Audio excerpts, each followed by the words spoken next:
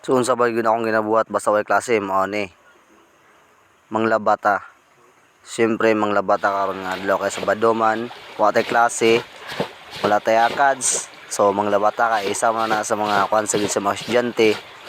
Kung di bisan estudyante manglaba gyud dapat kay kinahanglan gina para ta suoton pagkakuan, pagkalunes. Kumatog laba diya mangwas-was ta kay para atuan nang mahalay atong nilabhanan diya.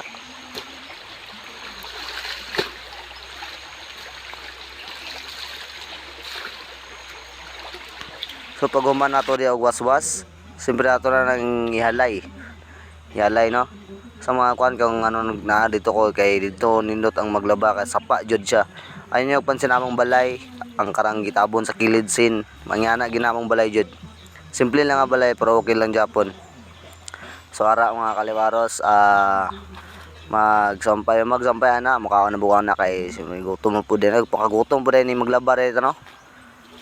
Nga na jud no.